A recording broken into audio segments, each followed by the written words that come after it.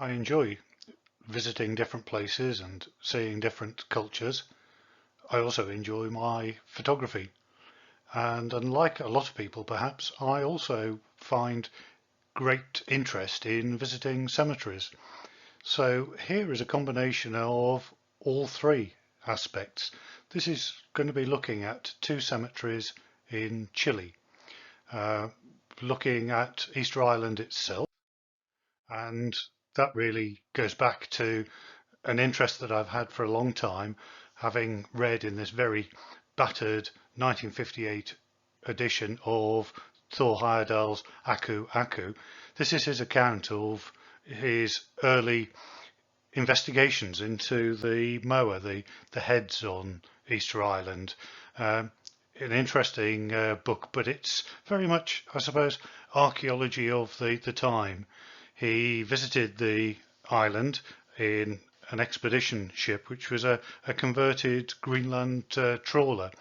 And in the book, he gives an account of the various trinkets that he was going to be taking along to trade with the natives. Easter Island has been known for a long time, but getting there these days is a direct flight, direct from Santiago in the capital of Chile, straight out into the South Pacific. You always have to hope that the pilot's got good GPS, because flying out into the ocean, there isn't really anything else there. Flying for 5 hours to actually get to this quite remote 63 square mile island out in the South Pacific. Now, this is Heyerdahl's sketch map of the island, and it gives an impression of the things that were of interest to him. On the top right hand side, it talks about the Long Ears ditch, and a lot of this is about his investigation of the moa on the island and trying to determine the different characteristics that they'd got and the way that different tribes on the island had interacted in the past. Now, this is a more modern map of the island, and important perhaps because bottom left we've got the international airport. Hugely impressive, very long runway, paid for by NASA, because it turns out that it was an emergency possible runway for the space shuttle. So I don't think it was ever used in that regard, but lots of other flights have been onto the island, including in Concorde, and that's the way that most of the tourists get there these days.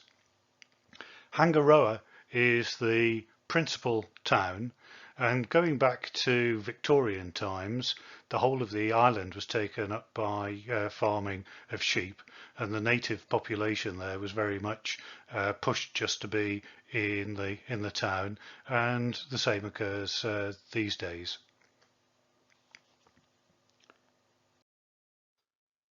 When Heyerdahl was visiting the island, this is 1950s, here with some of his crew, he's trying to get a measurement of the height of one of the moa, and there are other pictures where they've excavated down to see how much of the stone is below the ground.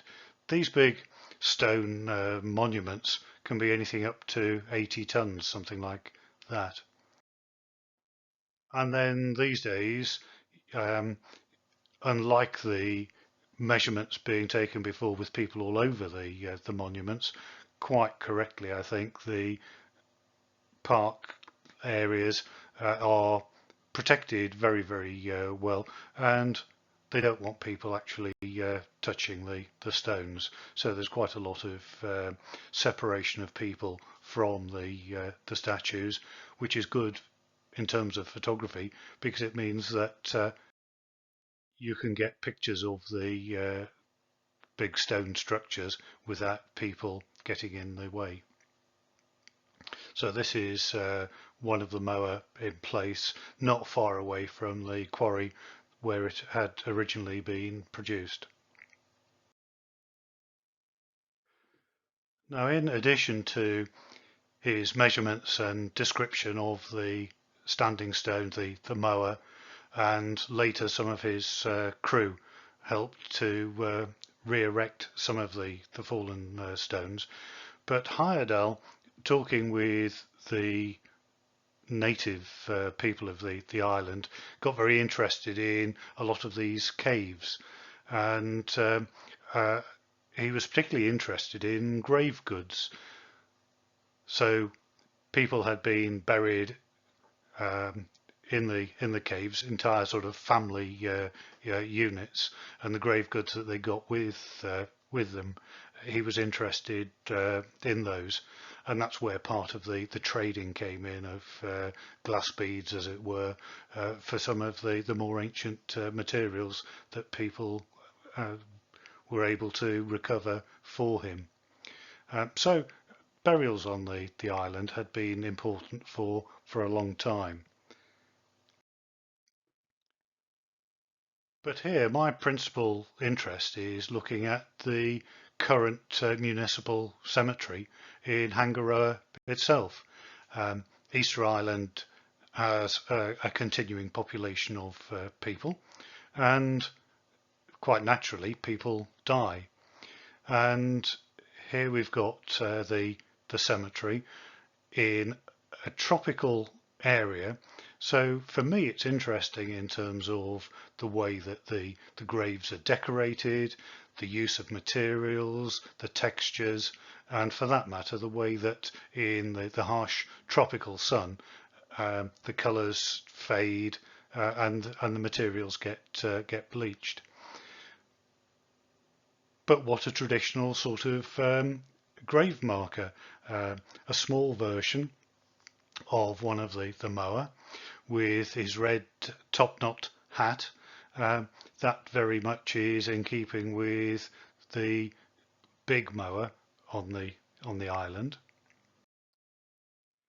And so that same moa in the cemetery here is on the left hand side.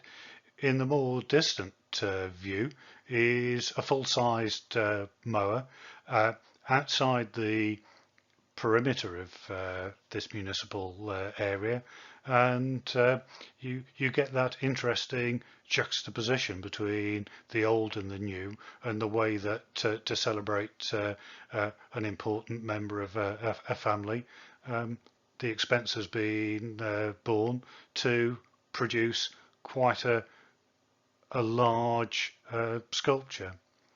A little closer, there's another large rock with an anchor symbol carved into it. And again, we're here in the South Pacific, and the sea is important. Currently, today, the population are very much supporting a tourist market, and they're limiting the number of people that go to the island, and all materials that are going to be needed to support the resident population and all of the tourists really have to come in by sea. There is no proper port, and the big ships come and stay off the island, and all the materials, the cargo is transshipped into much smaller vessels. And a very colourful cross. Because of this intense sunlight, an awful lot of plastic materials are used to give vibrant colours, and at the beginning quite natural looking flowers, but of course as they degrade with all of the ultraviolet radiation, they change a little bit, and you get very faded bluey grey sorts of flowers. So you've still got the shape, but the colours change somewhat. And here around the edge of this grave little solar lights, so solar powered lights. So during the daytime it looks like this, and at night it's lit up a little with those lights.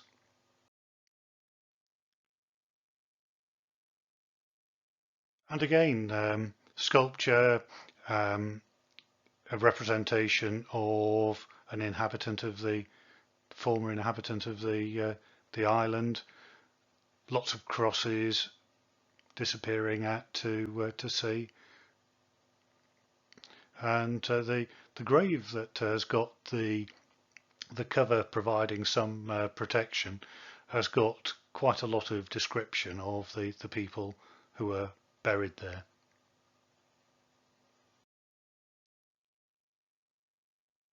And some detail on this particular grave, a rather plainer perhaps cross that's been installed here.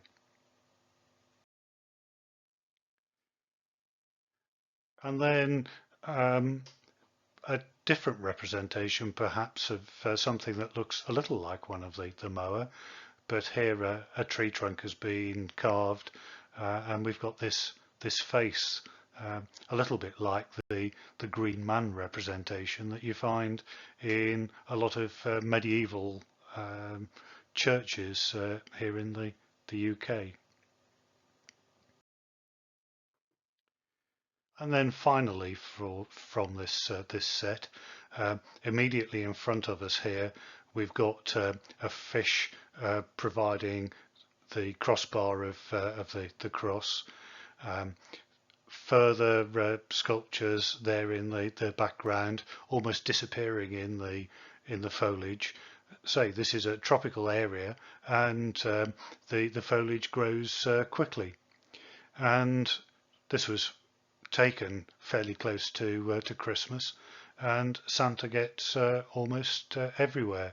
So here we are, Santa and his helper, or Santa and Santa too, making their way up the post in the middle there, up towards the star at the top.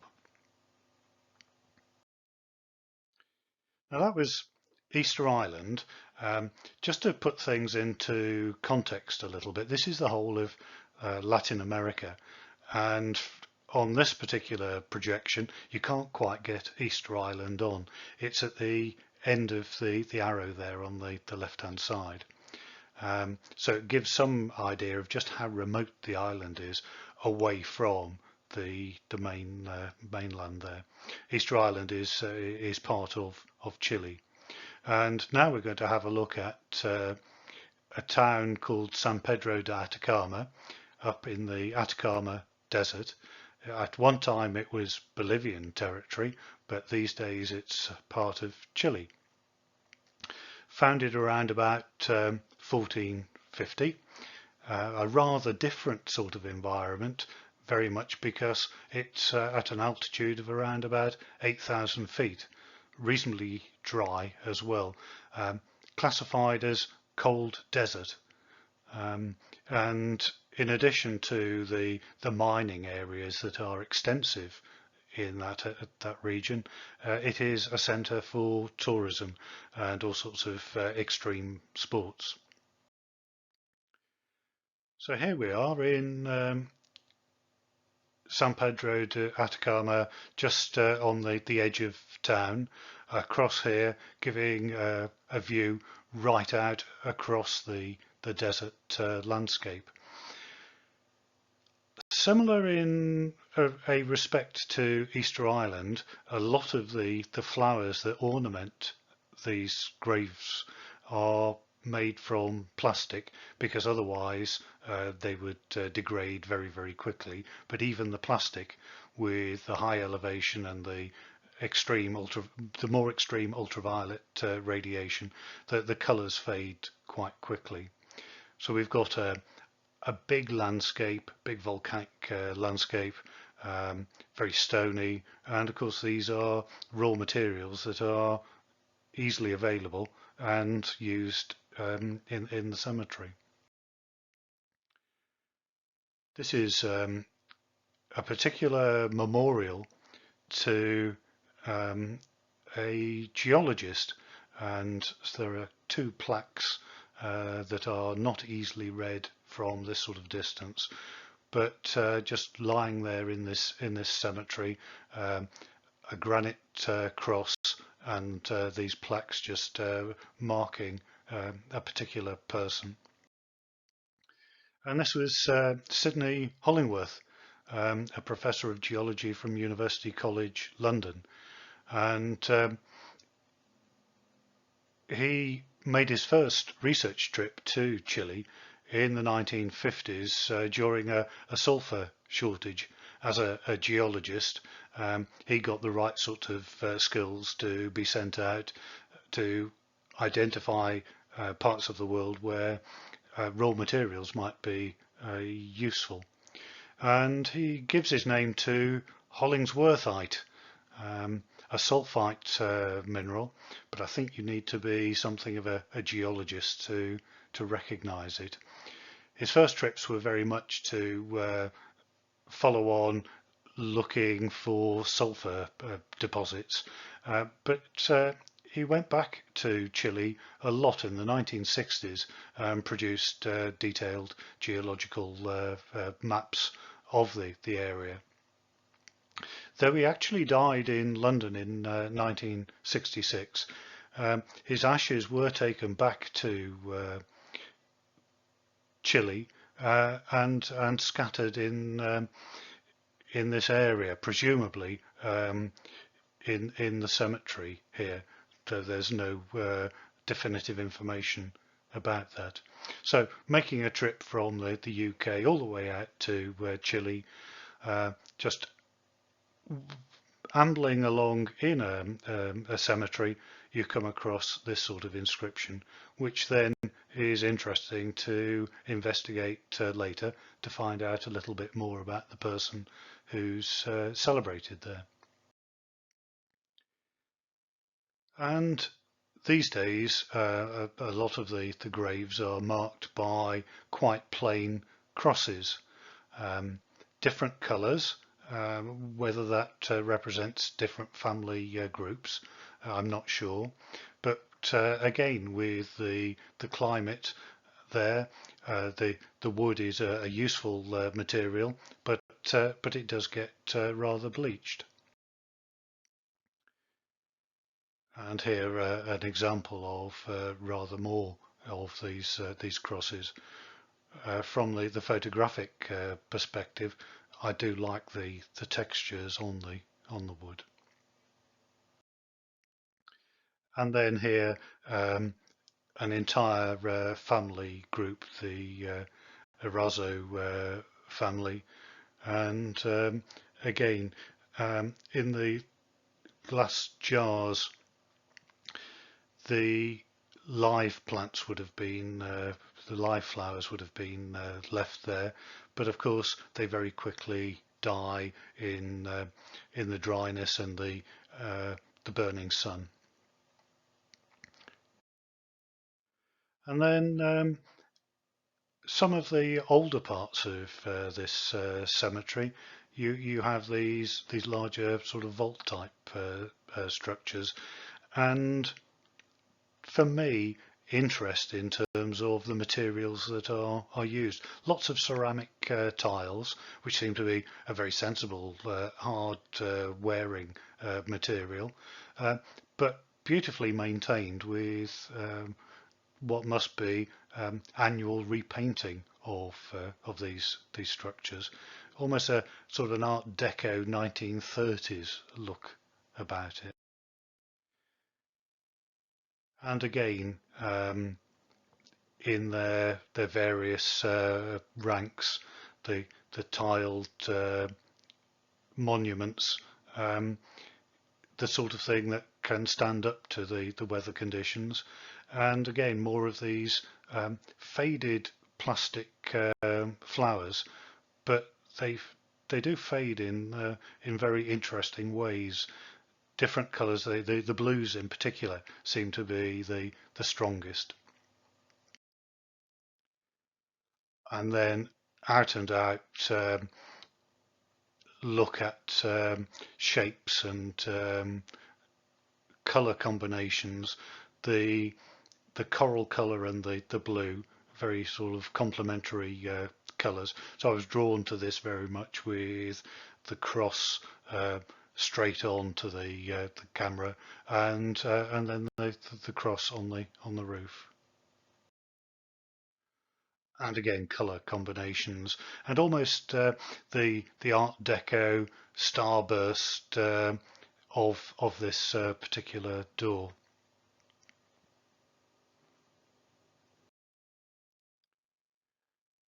And then in some of the niches around in these bigger plots, um, little groups of flowers celebrating people, and I did like very much the ornate nature of this, and it's clearly maintained wonderfully in that the brass has been cleaned, and somebody continues to take care of a memorial to the rest to earlier parts of the family.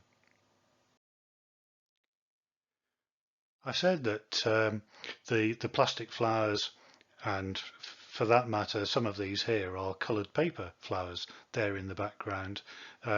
When they fade, they give a different texture and different look to the bouquet, and of course the natural flowers do the same.